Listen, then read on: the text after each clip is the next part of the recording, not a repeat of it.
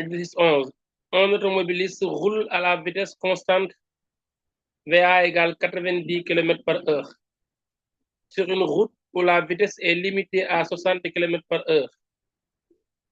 Ouais, donc déjà, il est en infraction. Il ne respecte pas la règle. On te demande de rouler à au maximum 90 km par heure. Ça, c'est des panneaux de signalisation sur la route qui indiquent. Alors, donc, je disais tout à l'heure que c'est la vitesse limitée est limitée à 90 km par heure. Donc, ça, ce sont des panneaux de signalisation qui l'indiquent et que le chauffeur, il fait de n'importe quoi, il roule à. La vitesse était à 60 km par heure, lui, il roule à 90 km par heure. Maintenant, un motard de la gendarmerie part à sa poursuite.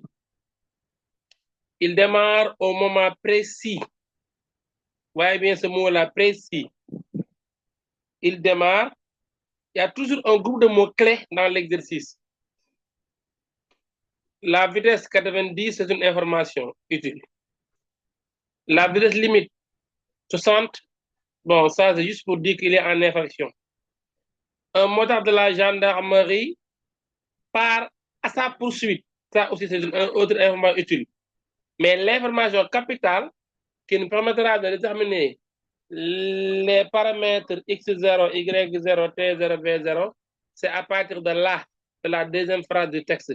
Il démarre au moment précis où l'automobile passe devant lui. Cela veut dire que lorsque l'automobile était là, roulé à une vive allure, le moteur était ici. Mais il ne bougeait pas. Au moment précis où l'automobile est là, le moteur démarre, il se préparait à la poursuite. Tu ne peux pas poursuivre quelqu'un qui n'est pas devant toi. Donc, il attend que l'automobile arrive devant lui exactement au moment précis pour que le moteur démarre. Ça, c'est l'automobile. Donc, le moteur, il est là, il démarre à la poursuite.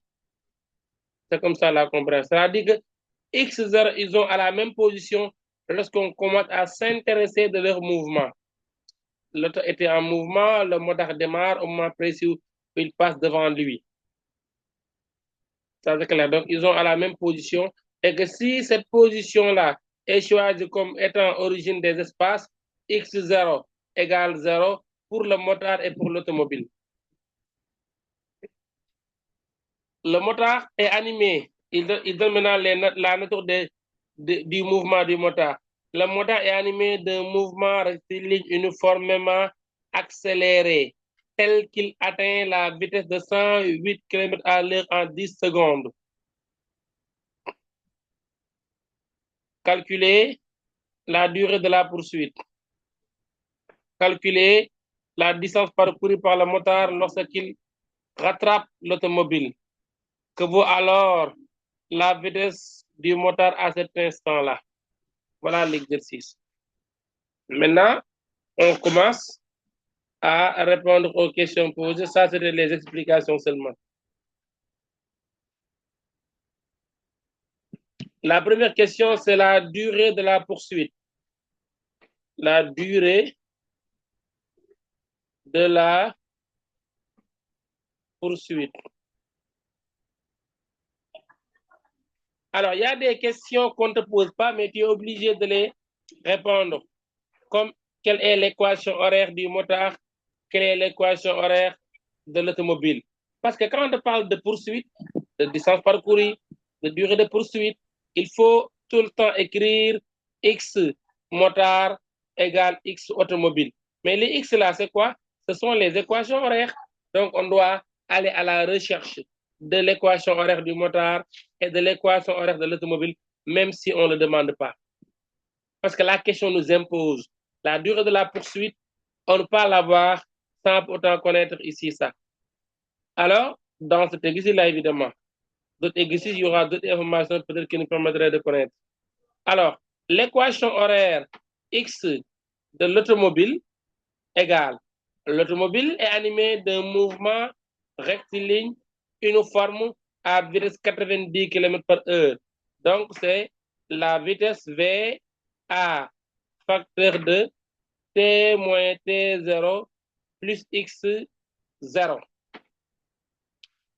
Alors, pour trouver les paramètres, il nous faut fixer, parce que le texte n'a rien dit sur les origines. Il a juste donné des informations. C'est à nous de choisir les origines. Dans certains exercices, on nous donne les origines à respecter.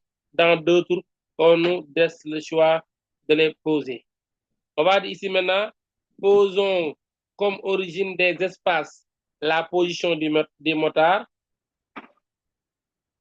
Posons comme origine, voilà, on choisit comme origine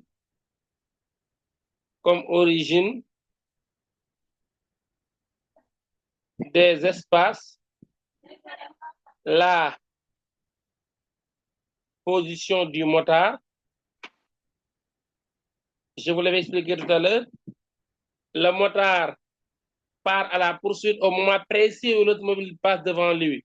Donc, X0, motard égale 0, mais aussi X0, automobile égale 0, car la poursuite démarre au moment où l'automobile passe devant le motard.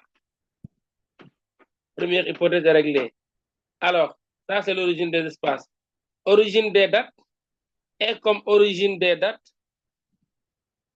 est comme origine des dates le moment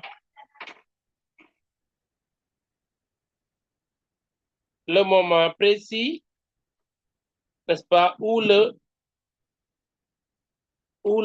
l'automobile passe, où l'automobile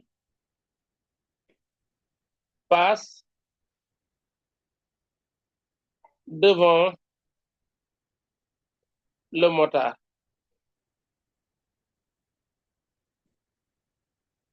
Cela aussi nous permet de dire que T0 motard égale 0 et aussi T0 automobile égale 0 parce que c'est le même moment où commence la poursuite.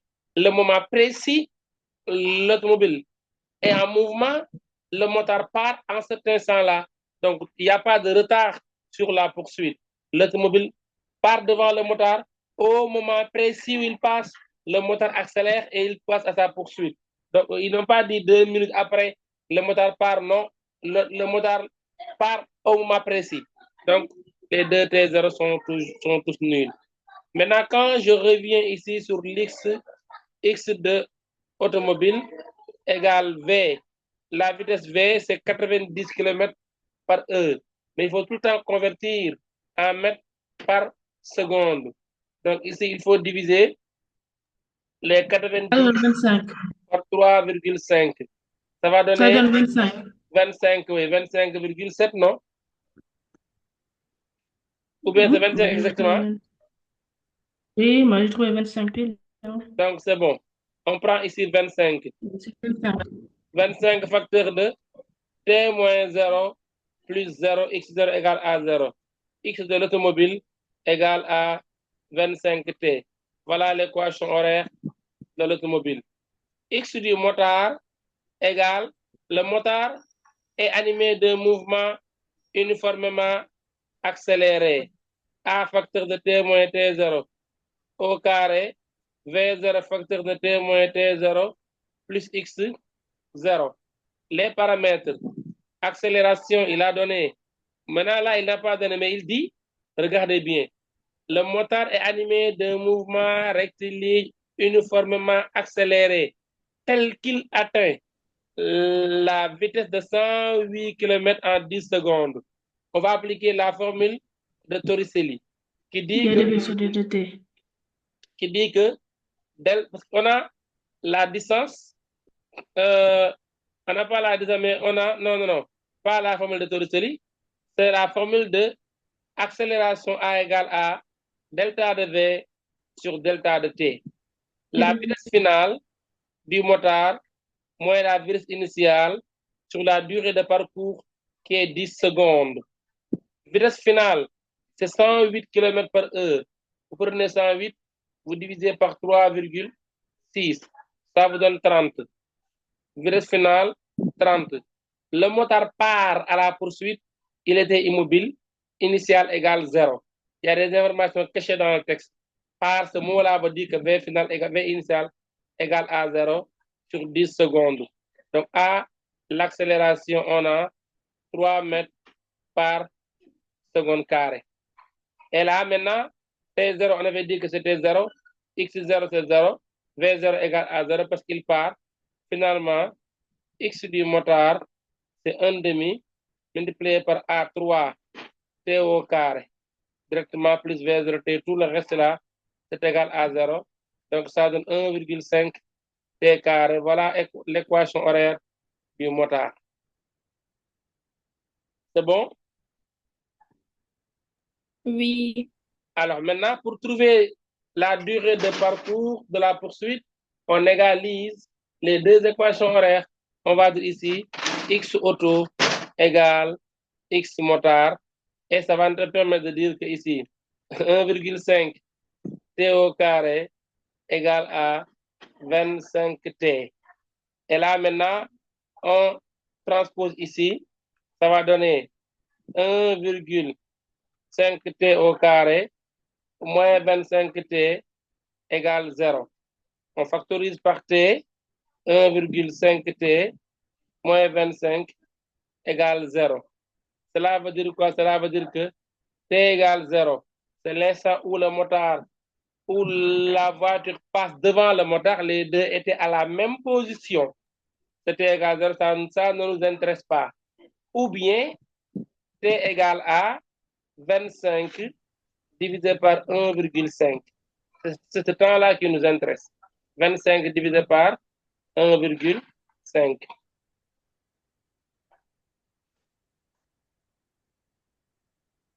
Ça donne 16,6. C'est ça, non? Attendez. 25 divisé par 1,5, je pense que c'est 16,7. Pas 1,5.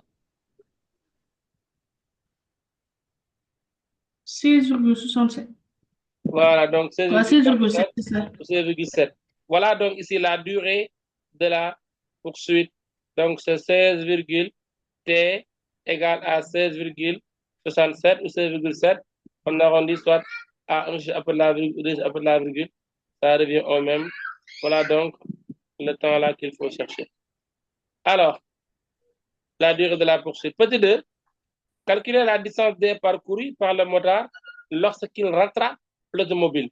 Dès que tu as la durée de la poursuite, autrement dit le temps de rattrapage, 16,67, il faut remplacer dans chaque équation horaire pour trouver la distance parcourue par chaque mobile, tout en sachant que c'est la même distance parce qu'ils se croisent, donc il y a rattrapage, ils sont à la même position.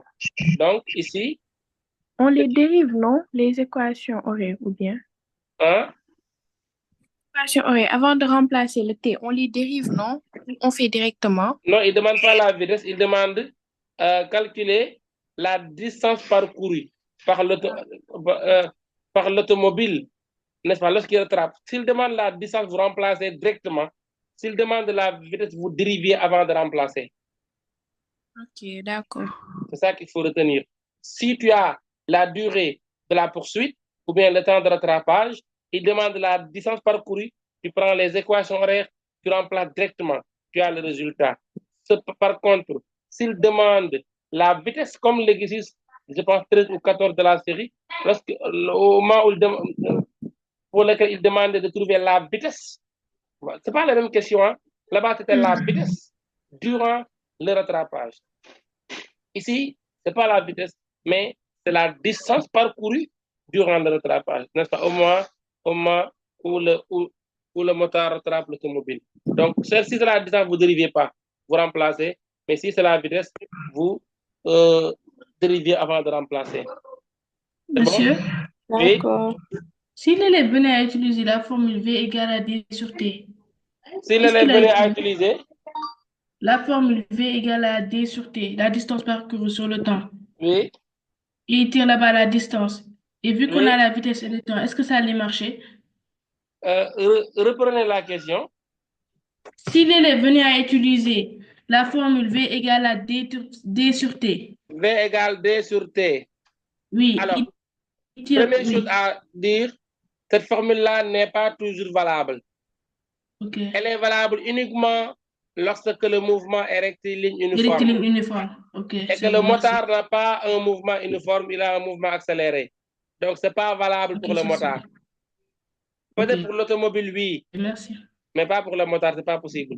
Oui. Et quoi d'autre? Ok, merci. Ok. Ou bien c'est bon? Oui, c'est bon. Voilà, maintenant, donc, on essaie de calculer la distance parcourue. La distance parcourue, comme il l'a demandé au moment du rattrapage. Équation horaire du motard, c'est 1,5 t carré. Donc, distance parcourue, c'est x lorsque t égale à t de rattrapage. C'est la deuxième question, non? Oui, c'est ça. La distance parcourue.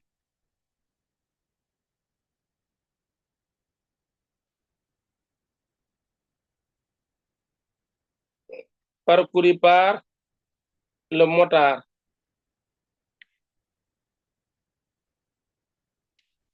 Lorsque t égale 16,67 secondes. D égale x du motard lorsque t égale à 16,67 égale x du motard, c'est 1,5 t carré. Donc, je vais écrire 1,5 multiplié par 16,67 au carré. Allez-y, vous trouverez combien comme distance parcourue?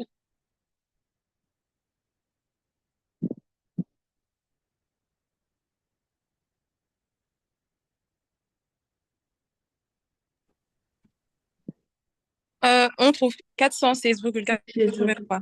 Virgule? 83. Voilà, 416,83 mètres.